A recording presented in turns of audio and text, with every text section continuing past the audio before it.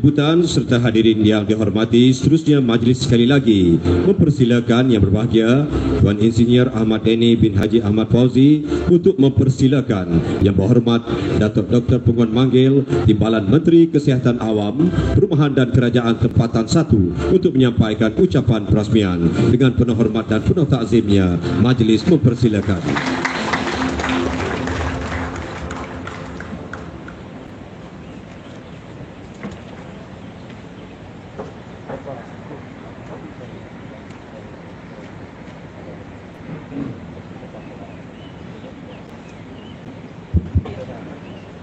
Terima kasih saudara pengacara majlis. Apa kabar orang Baram? Bagus. Tak cukup kuat. Apa kabar orang Baram? Sehat. Terima kasih. Yang berbahagia Insinyur Ahmad Deni bin Haji Ahmad Fauzi, Pengarah Jabatan Pengairan dan Saliran Sarawak, yang berusaha Tuan Belayung Pok, pegawai daerah kita yang baru di daerah Marudi. Beliau bukan orang baru, orang lama. Dulu dikenal sebagai Raja Tinjar, sekarang dikenal sebagai Raja Baram. Dah naik pangkat dah.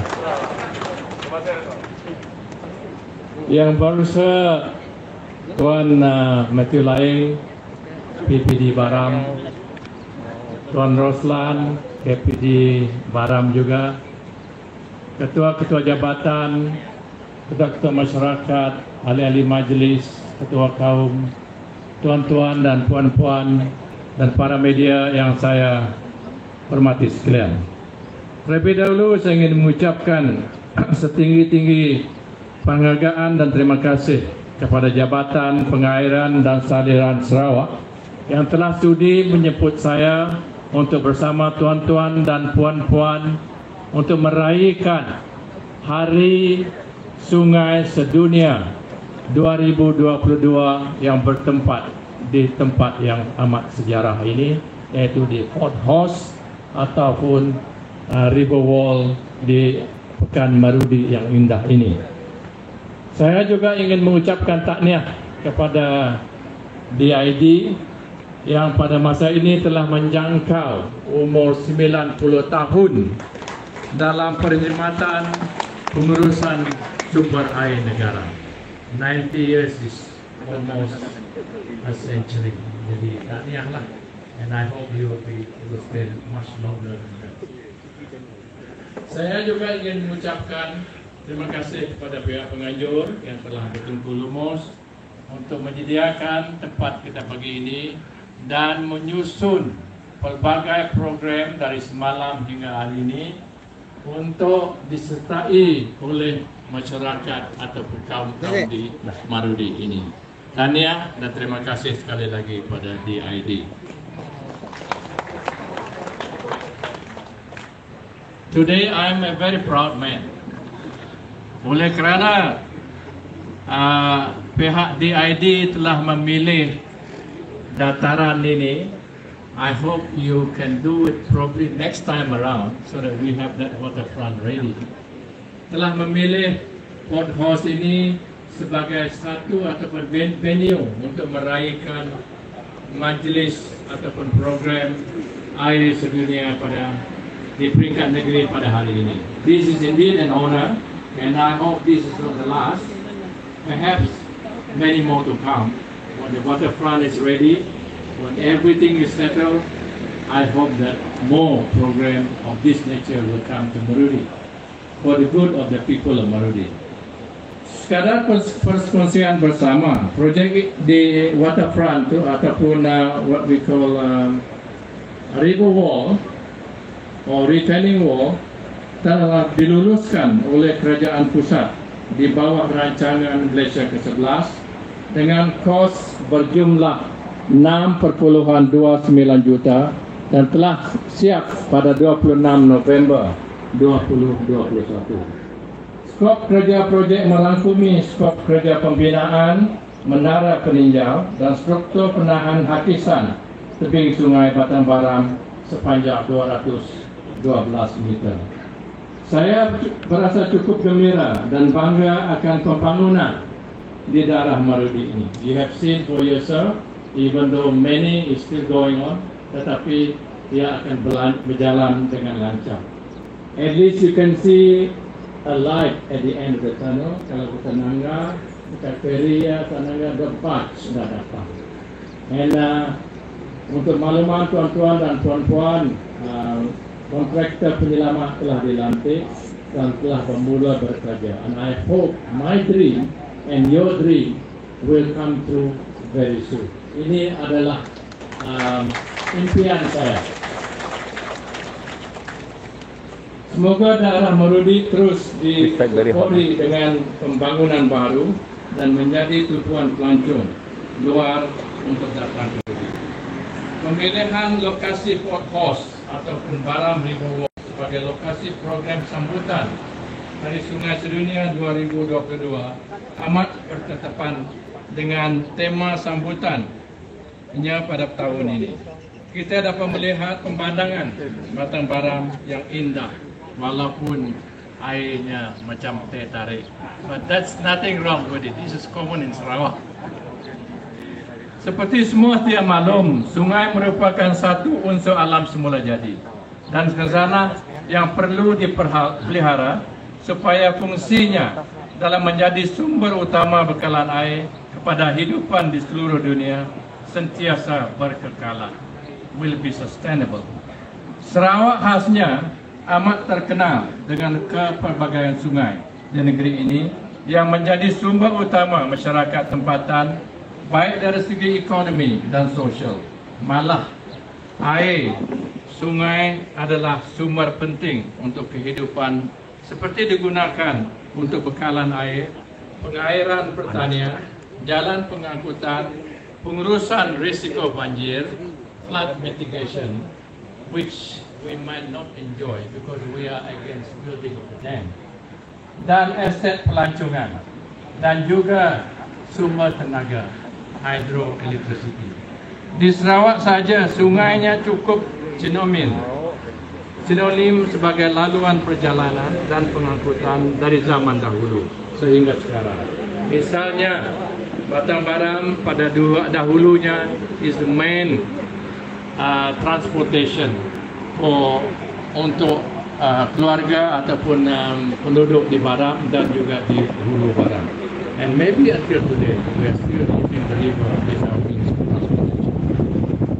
Biarpun corak kehidupan manusia pada masa ini telah berubah, kebergantungan komuniti setempat kepada sungai masih terus berkekalan.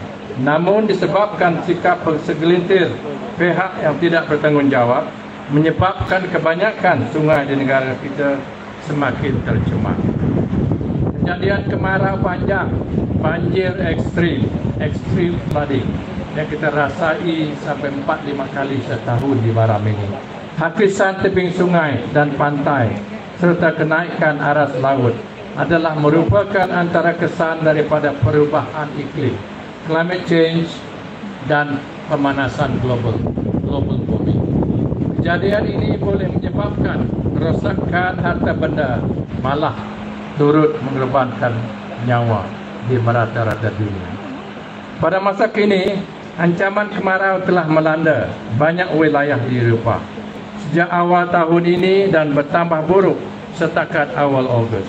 Berdasarkan laporan Pusat Penyelidikan bersama Suruhanjaya Eropah, ancaman kemarau itu juga telah menyebabkan banyak sungai yang indah di Eropah kering seperti River Thames di UK dan Tasik Garda di Itali. Kering ke paras terendah pernah direkodkan.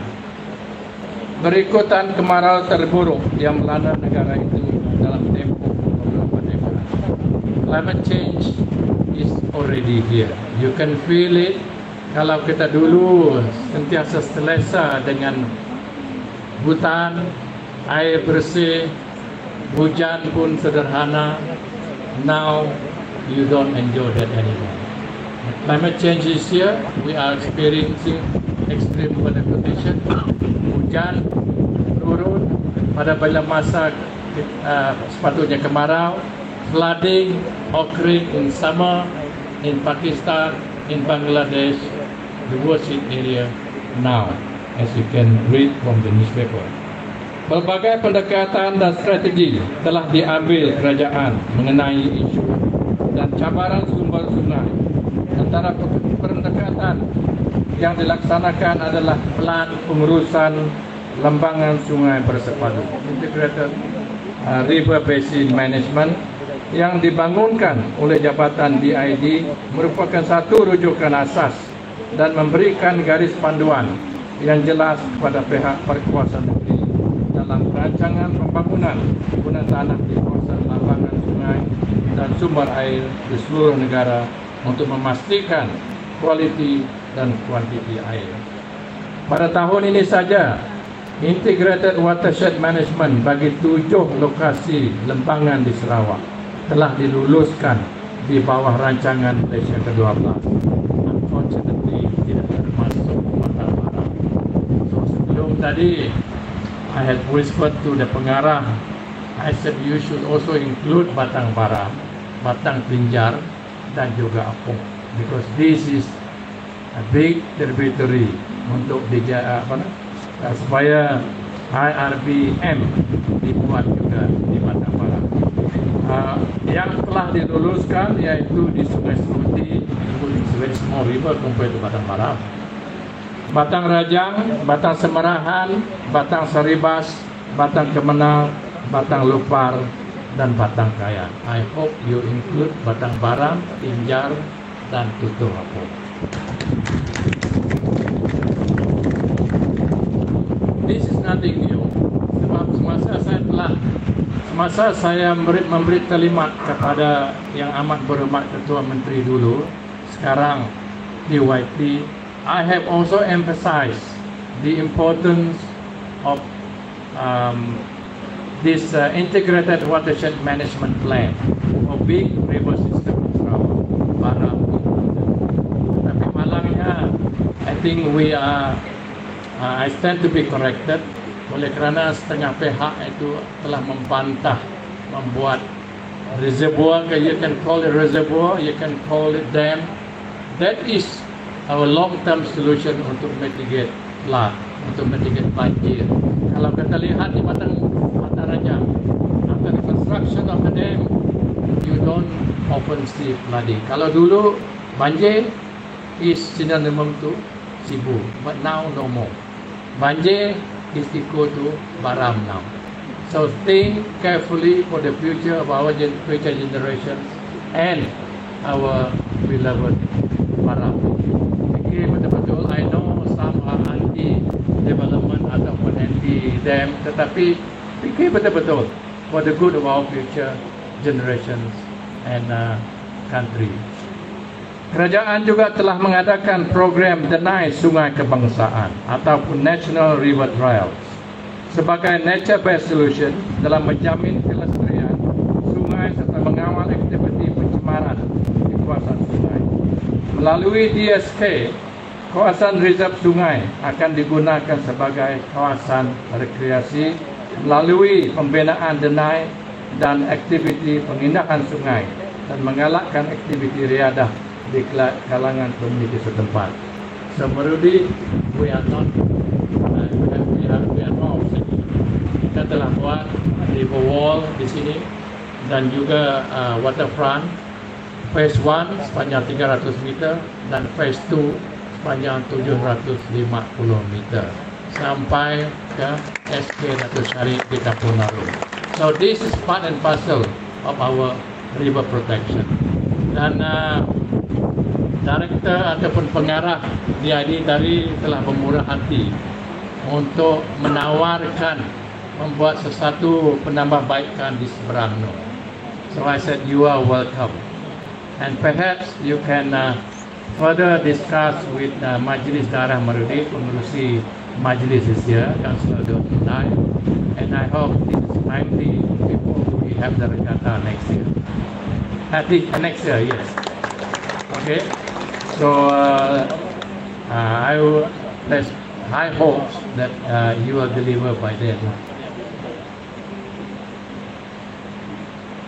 Pembinaan river trail di kawasan tebingan sungai bukan saja berfungsi untuk menahan kehabisan tebing sungai, tetapi juga berpotensi menjadikan tumpuan liadah komuniti setempat seperti saya nyatakan tadi. Kesimpulannya, peranan sungai sebagai sumber air utama selain berpotensi sebagai tumpuan pembangunan hendaklah sentiasa dipelihara. Kita tidak mahu sungai di Sarawak daripada tercemar demi memastikan sumber air yang bersih dan berkualiti. Sungai yang bersih berpotensi menjadi kawasan berrekreasi dan tumpuan pelancong. Justru semua pihak hendaklah bekerjasama bagi memastikan sungai tidak menjadi tempat pembuangan sampah. Be frank about it, because a lot of people throw the rubbish directly into the stream, and I think this is very unethical. Adalah menjadi hasrat saya untuk melihat semua pihak, khususnya pihak kerajaan persekutuan, kerajaan negeri serta jabatan agensi yang terlibat secara langsung ataupun tidak dalam pengurusan air untuk sama-sama berganding bahu bagi memastikan pelaksanaan pengurusan sumber air secara lebih berkesan. Saya juga ingin mengambil kesempatan ini untuk menyeru pada semua pihak berkepentingan, all the stakeholders, agar memberi perhatian dan tumpuan serta mengambil tindakan yang berterusan demi memastikan pengurusan sumber air negara ini dapat dilaksanakan secara lestari bagi menyokong agenda pembangunan ekonomi negara dan kesejahteraan rakyat. Sebelum saya mengakhiri ucapan saya, sekali lagi ingin mengucapkan ribuan terima kasih kepada semua pihak yang telah terlibat bagi menjayakan program sempena sambutan Hari Sedunia 2022 pada kali ini. Semoga sambutan ini memberi kesedaran dan menyemai rasa tanggungjawab untuk melestarikan sungai secara kolektif. Sungai yang bersih adalah nadi kehidupan rakyat. Now my turn to answer the pantun daripada pengarah tadi. Walaupun saya tidak pandai berpantun, tapi ini dah disediakan. I have to read it out. Bermain upih di tepi bendang, banyak melekat daun semalu. Sungai bersih cantik dipandang, kutip sampah janganlah malu. Thank you to all of you yang dah membuat gotong royong pada pagi ini. Dan rangkap pantun yang kedua, pemandangan indah berwarna-warni, bulan purnama menghias malam. Menjaga sungai amalan murni, nadi kehidupan seluruh alam. Sekian, terima kasih. Terima kasih dan mohon Yang Berhormat Datuk untuk terus berada di pentas bagi majlis penyampaian hadiah dan juga cedera.